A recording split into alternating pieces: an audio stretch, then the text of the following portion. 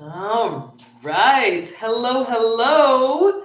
We are November 19th, this 2024. Welcome. Thank you so much for joining. We're going to chat. We're going to chat about winning. We're going to chat about winning government contracts.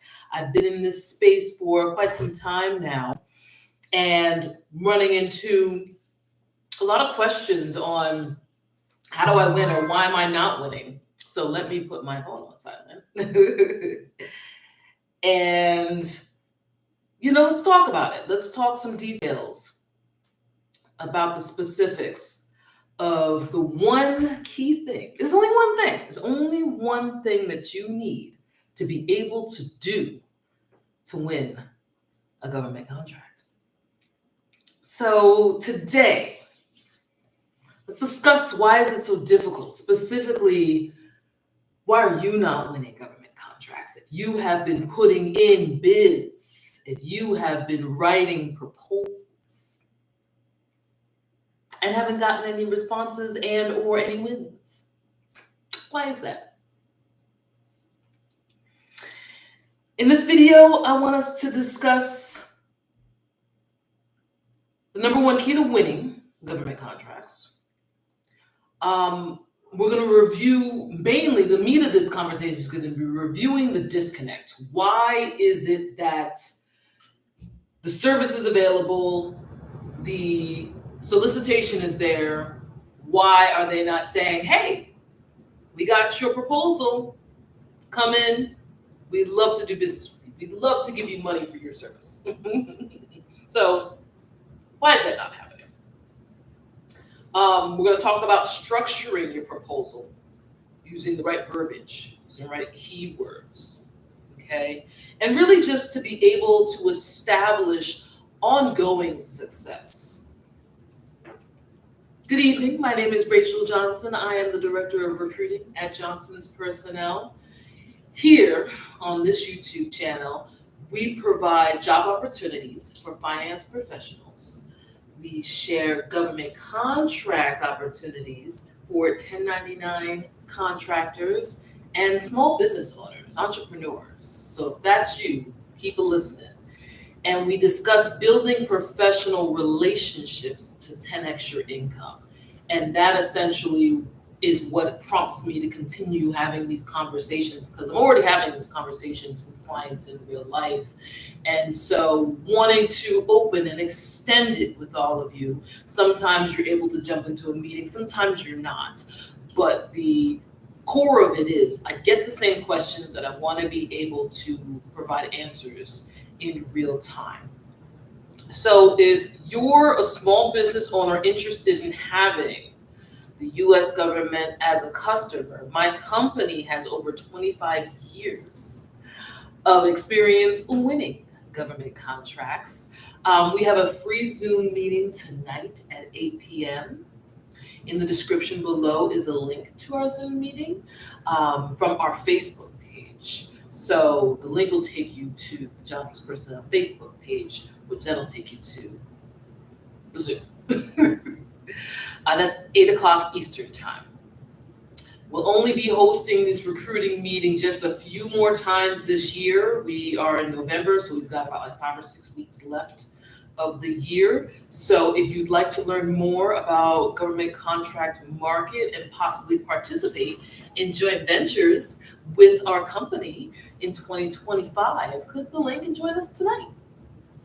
So as you are here, feel free to drop your city and state in the chat. Sorry. In the chat here. Okay. Just so I know where you're coming from, or if you have any questions in real time. So let's talk about why you're not winning any contracts. So this is real. I can be blunt sometimes. So people like to sugarcoat and say, oh, well, blah, blah, blah, blah, blah. No, you're not winning government contracts, and here's why. But before we get there, if you have won a government contract before, congratulations, because it is not easy. You deserve kudos. So good job. Go out there, rinse and repeat what works for you. And that's what I want us to discuss tonight so we can create a winning formula. And I'm gonna tell you, here's what worked for my firm for the past 25 years. Ladies and gentlemen, the key to winning government contracts, writing your proposal, you have to be specific. The key to winning government contracts, when you're writing your proposal, providing your service, you have to be specific. What product or service is the solicitation asking for? Is that what you as a business owner or your vendor offering? That sounds so simple, yet 100% of the time, that's the disconnect. You are not winning contracts because you are not offering what they are asking for. Be so specific. Be specific so that your proposal can clearly satisfy the request. Again, do you currently provide the service requested? Think about it. I'm going to use some analogies here because we run into this. I'm a recruiter. I run into this all the time with my clients. In government contracting, run into this all the time with clients. So here's an example of a solicitation. So I do staffing, and then my partners do audit services. We came across one recently that looked pretty interesting, but we had to read it. It was an audit service for a county's aviation department, and they were looking for audit services for energy emission tax breaks. Okay, we do audit services. When we pulled up the solicitation, the NAICS codes were matching, okay? The government codes for the services, specific services offered and requested by solicitation matched what we offered.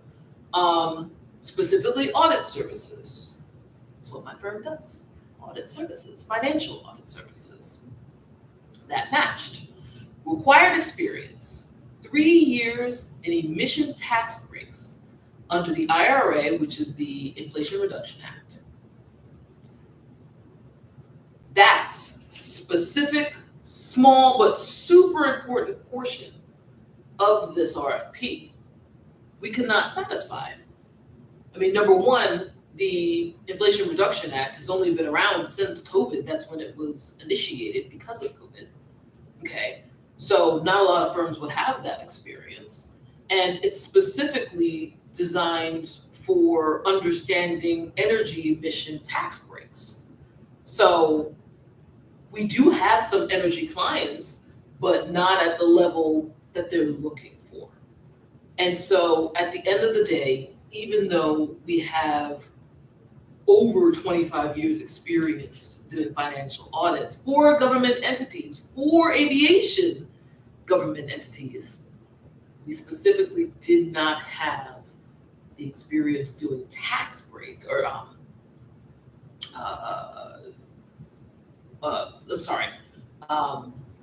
the specific request for tax breaks under the Inflation Reduction Act, which is super important. So let me tell you what the problem is, what people keep running into, is they'll look at a solicitation, look at the RFP, and they'll look at the title, and it says cleaning services. And they go, oh, I could do that. No problem, no issue. Or I can find some vendors to do that. No problem, no issue. And you really have to comb through what needs to be cleaned. What is the size? That's where we look at the scope of work. What is the size of the facility that needs to be cleaned? What is the amount of times per week? Do you have the staff to be able to do that? Do you have the equipment to be able to do that? Because we run into that quite often. You know, we have some janitorial services that, you know, can be nice and basic. just come in once a week, empty out the trash, vacuum, clean the windows, done and done. But if it's for a larger facility with significantly large square footage and may need some buffering, may need some outside window washing, so you need those levers and pulleys, all that jazz. Okay, it's a lot going on, and you have to know the difference. You have to be specific. If you just write something up and put it out there, they're gonna just as quickly toss it in the trash. Okay. So let's deconstruct. Think about it like, the government is the customer. And so put yourself in their shoes. Let's say you're at, a fast food joint, you're at a burger restaurant, and you order a burger with all the fixings. You want the spicy cheese, you want lettuce and tomato, mustard, ketchup, onions, all the fun. Okay. You're going all out. You're off your diet. You're going to enjoy yourself. And so you buy your burger, you pay for it, and then when it comes back to you, it's just a plain burger. I mean, yeah, sure, you could eat it, but it's not what you asked for. So the reality is that you're gonna emotionally respond. You're probably gonna ask for a refund. I would ask for a refund, especially if I paid top dollar for a fancy burger and that's not what I got. You're never gonna come back to that location because it was a simple order and they got it wrong. And you're gonna speak poorly about your experience to the peers and everybody, in your vicinity. Oh, don't go to that place, they're gonna mess up your order. Okay? That's the same energy. That's the same disconnect. It's the same disconnect. Someone is requesting a service, and that is their expectation. And if your proposal doesn't demonstrate that you're going to meet that expectation, it's a no-go. It's a no-go. So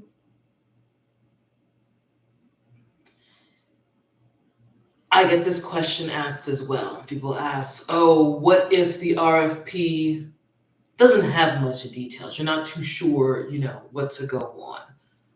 Or it's just very straightforward, black and white, not too much variation because, that's you're looking for something simple. Sure. It happens. I mean, at the end of the day, you get what you pay for as the consumer, as the government writing the solicitation. They get what they pay for. If your proposal lacks in details, you're writing the proposal. If your proposal lacks in details, it will lack in deliverables. If it lacks in deliverables, it will lack in bid value.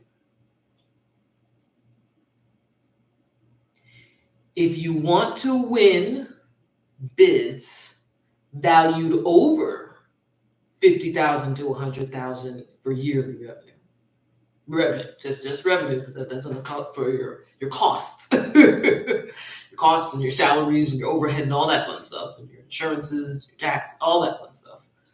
If you want bids valued over 50,000, 100,000 in yearly revenue,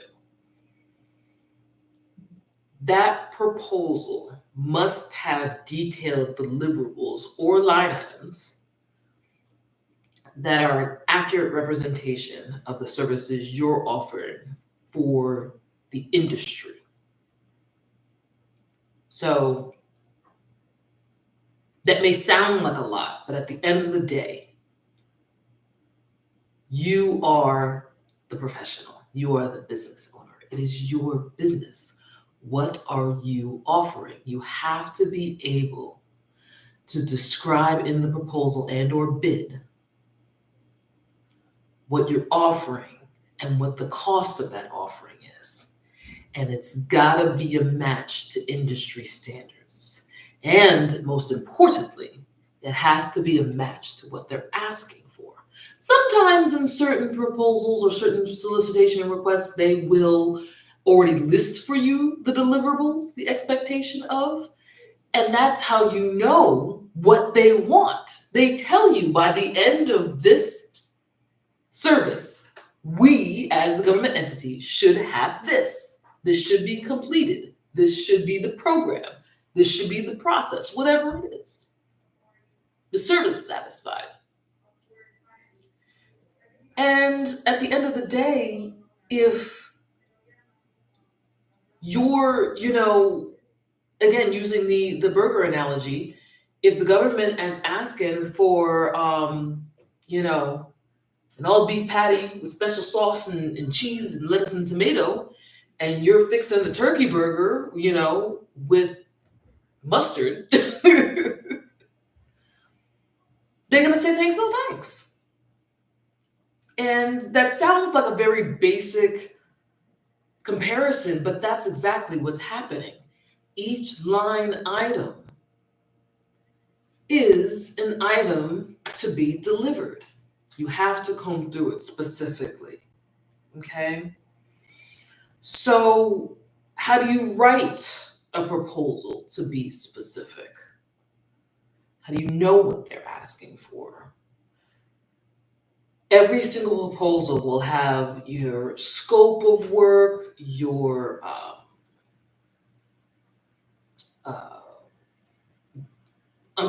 scope of work, and there's a few other terminologies for it. But at the end of the day, you want to be able to read it over and over and over again. More often than not, the key word is scope. So you get that RFP, you get that document, you search for the word scope, service, work requested, search it, you'll find it'll be section 2, 3, 4, 5, whatever. And that section of the solicitation, you read it again. Sometimes if the scope of work is a little vague, you can go to pricing. And sometimes in the pricing, it'll have a list of deliverables, or it'll have an itemized section for what their expectations are, or they'll leave it blank for you as the industry professional to say, hey, this is what our clients have asked for before, this is what we've done before, and go ahead and put your deliverables. If you're in leadership communication, your deliverables would be your topic and your materials. And you list your PowerPoint presentation as material. If you have a book, that's material. If you have, a lecture, that's material. Like every single little piece of the service that you offer is being specific. They cannot read your mind, and they will not read your mind. It is your job as the professional to sell yourself. Okay? Details, details, details. Read that scope of work again and again and again. As a professional doing government contracts, you're basically a high-paid order taker and an industry expert. So, that is, one of the lower levels of income is, implementation. You do what you're told, my first job was working at, first paid job was working at McDonald's. I was an order taker. They ask you for one thing, you confirm that it's on the menu, you key it in, you take the total, tell them the total, they take the money, you take the money, it's a transaction, and then you give them their food. It's what they ordered, right? It's a process. That's what these solicitations are. A lot of people get all, hyped up and emotional about them because they think that there's more to it, and there really isn't. It's very mechanical. It's very black and white.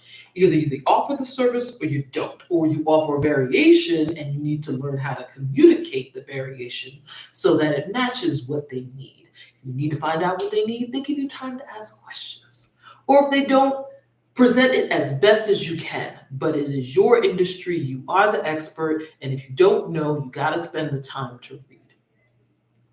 Read, read, read. They pay for your experience. If you are a professional with at least 5 years of experience in your field, you know all the jargon and the keywords of the industry.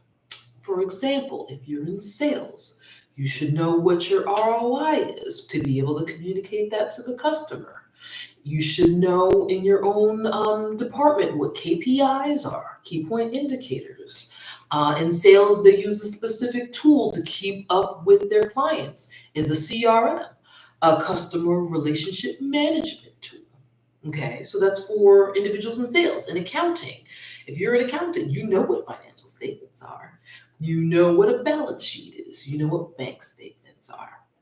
Okay, if you're in staffing like myself, you know what a level one background check is.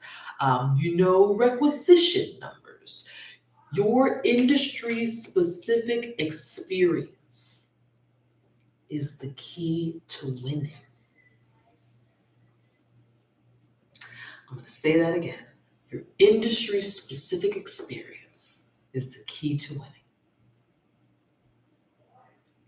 The reason why being specific is the key to winning government contracts is because you're providing the procurement department with value.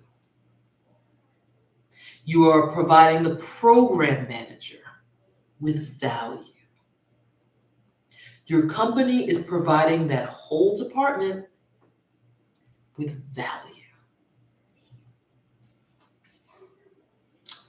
Rachel, what's value? Value is the total amount of time you spend as a specialist and the time you have committed to this product or service. Have you put in your 10,000 hours? Do you have 5 to 10 years experience? You or your contractor?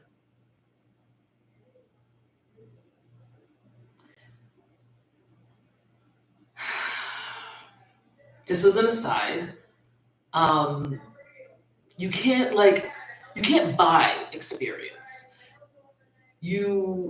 Especially in this government contract space, a lot of people, I've run into this too, unfortunately, so this is kind of an aside, where individuals have paid other individuals to find them solicitations, to find them opportunities, and paying a lot of money, 5, 10, I've heard up to 14 grand to find solicitations, proposals, and try to guarantee a win or something like that.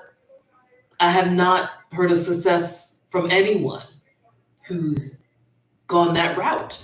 The reality is, friends, that government contracting is not free money. It is payment for services rendered, specifically industry-related services.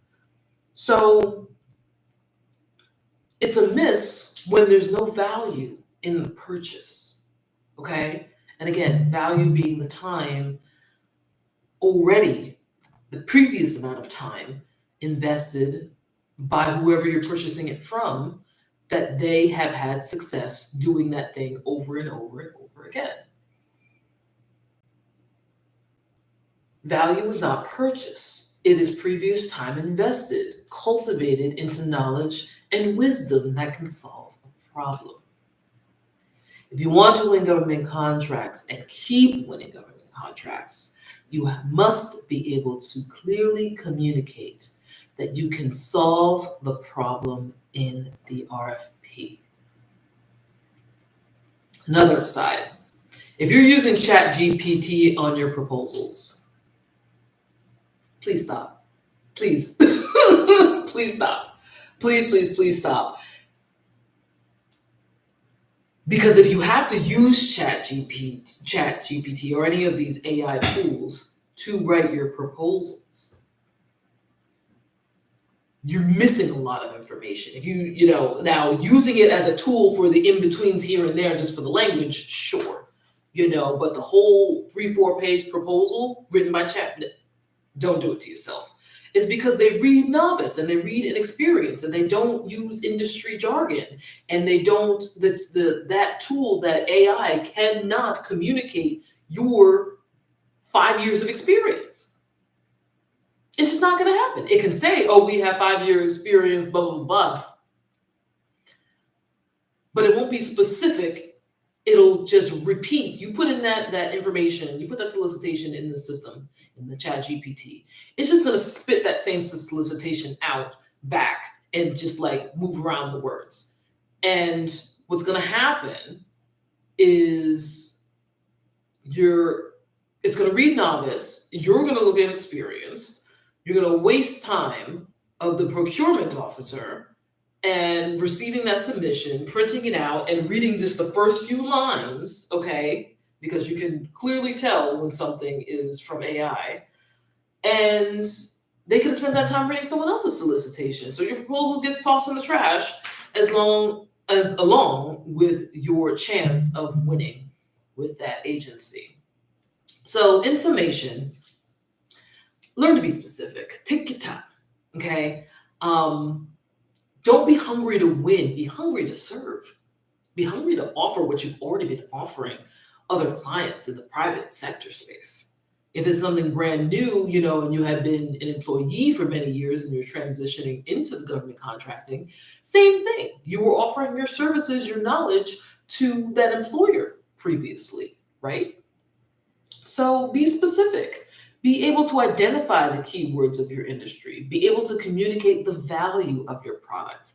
How do you do that? Give examples. Oh, the last project I did, we spent time, we spent 6 hours, we spent 6 months, we spent 2 years in this implementation, in this project. We showed up on site every week. We emailed back and forth once, twice a week. We set scheduled meetings. This is you demonstrating the time you have invested in solving problems for their competitors and or entities like them, okay? Because that's another language, that's a GovCon language, is similar to scope and size. They want to see what companies you have serviced similar in scope and size to what they're asking, and they'll tell you their scope and size. Yes, we provided cleaning services to a office building with 24 units. Each unit had 1,200 square feet. We did it on a daily basis. We had this kind of rotation. We clocked in, we sent the invoices, like whatever. You were explaining the time you spent. That's the value you bring in the solicitation. And that's being specific, because nobody can copy that from you. And AI can't generate that. Brag on yourself. That's what I'm going to leave this with. Brag on yourself. Talk about your successes. We were able to fix this in this amount of time. We were able to, clean this. We were able to satisfy this. My biggest brag point as a recruiter is that with my temps, I have like a 90% they want to hire that temp. Like always, always, always, after the first 2-3 weeks, it's like, oh yeah, we really like this person. Once the contract is over, we're gonna take it from you. Now that's that's a negative for my business model, because you have to find another temp, but it satisfies the client. And guess what? Guess where that referral's coming from? All the time, every time. Okay? So brag on yourself about these things, because number one, people aren't mind readers, and the more specific you are, with more details, right? The more language, more industry jargon, the more that you're going to be able to connect, the more it matches what they're asking for. And the more likely they're going to pay you top dollar for solving the problem. That's why we do this here. We're not doing the basics. We're going for the next tier up, okay? Be the best, be specific, be consistent, and they will appreciate your quality. Thank you for watching. Comment if you have a question. I am rooting for you, so keep it going.